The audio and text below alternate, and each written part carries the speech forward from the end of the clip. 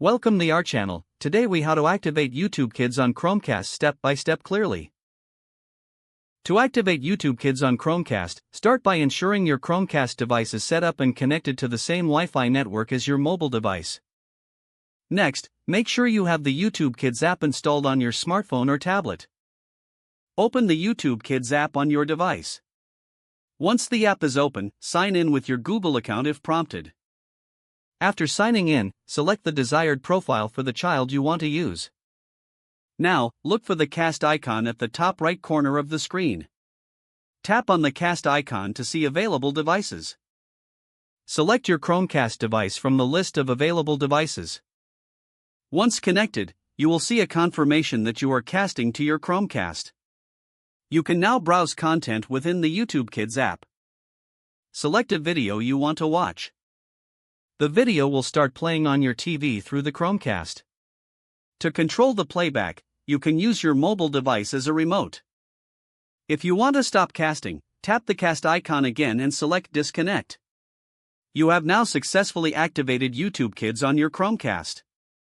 If the page does not load, refresh the browser or try again in a private or incognito window.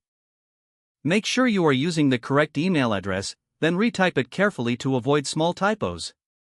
If your password is not accepted, use the reset option and create a new strong password you can remember.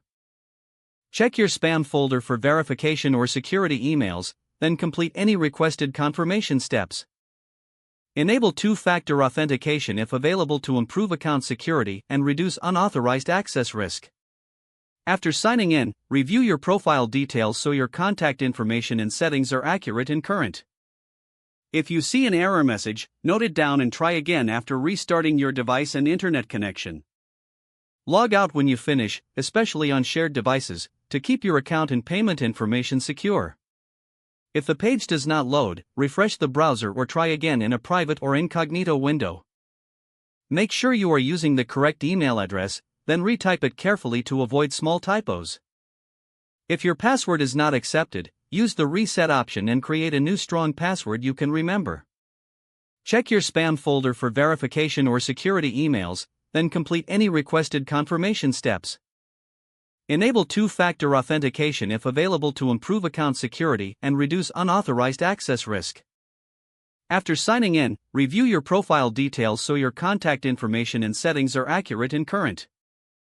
Don't forget to like this video and subscribe to our channel for more step-by-step tech guides.